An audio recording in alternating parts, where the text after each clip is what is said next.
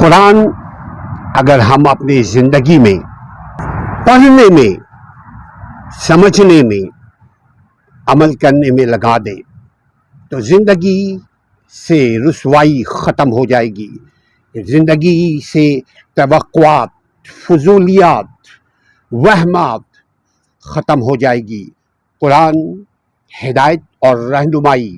انسانیت کے لیے رہتی دنیا تک، قیامت تک ہمیں رہنمائی کرتا ہے۔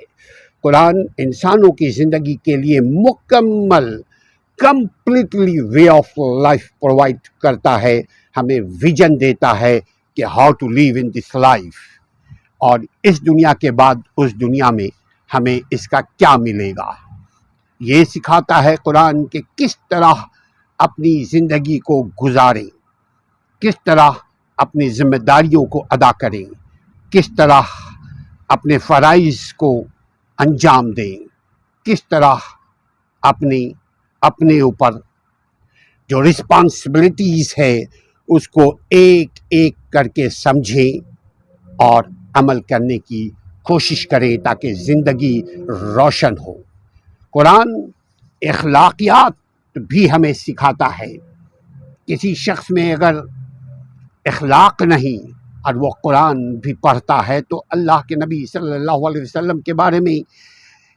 کسی نے عائشہ رضی اللہ عنہما،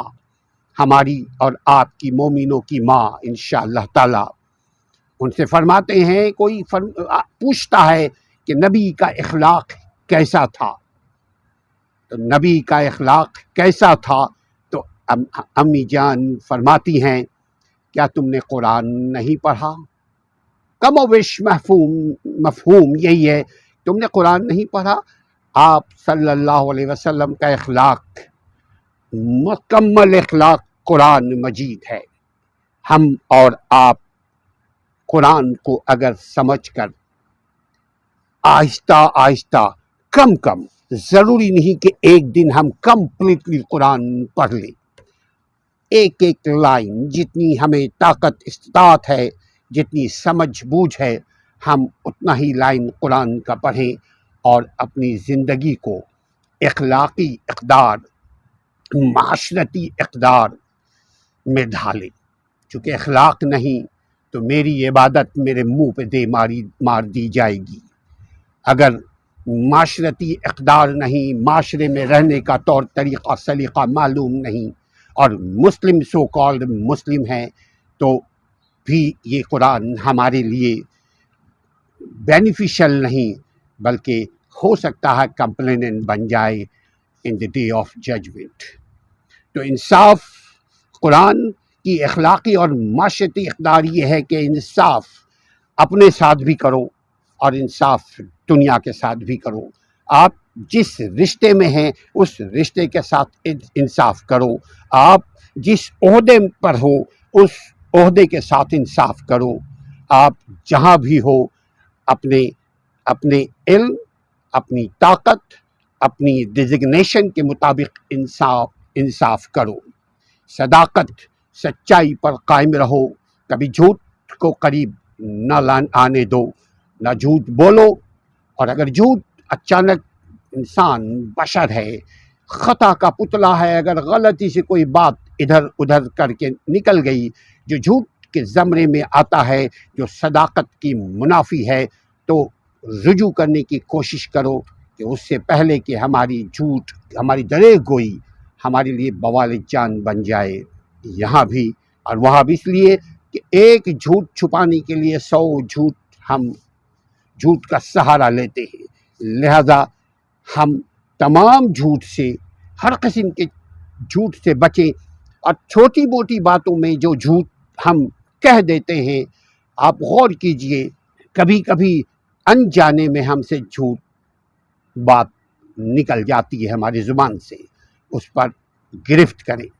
جب رات کو سونے لگیں تو دیکھیں کہ کیا ہم جس رشتے سے بندھے ہوئے ہیں، خواہ اللہ کے دیے ہوئے رشتہ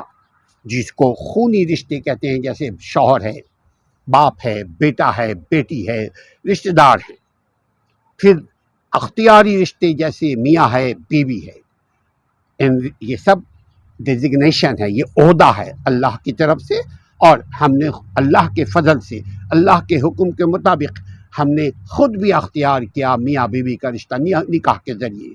تو میری زندگی میں اگر انصاف نہیں، ہم اگر انصاف مہیا نہیں کر پاتے، تو یاد رکھیے جو ہم دوسروں کے لیے کریں گے وہی چیز لوٹ کر میرے پاس آئے گی۔ اگر ہم انصاف نہیں کریں گے، ہم بے انصافی کے مرتکب ہوں گے، خواہ ہم عدالتوں میں جج ہوں،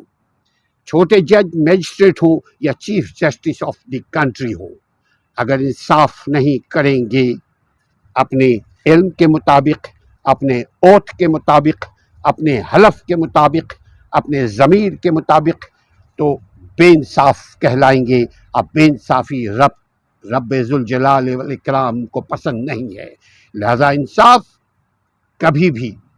کرنے سے پہلے یہ سوچ لو کہ دوسروں کے ساتھ جو بے انصافی کرے گا، خواہ عدالت میں ہو یا گھر میں، خواہ ذاتی معاملے میں ہو یا اجتماعی معاملے میں، تو بے انصافی کا بدلہ بے انصافی ملے گا۔ تو انصاف کا دامن نہ چھوڑو،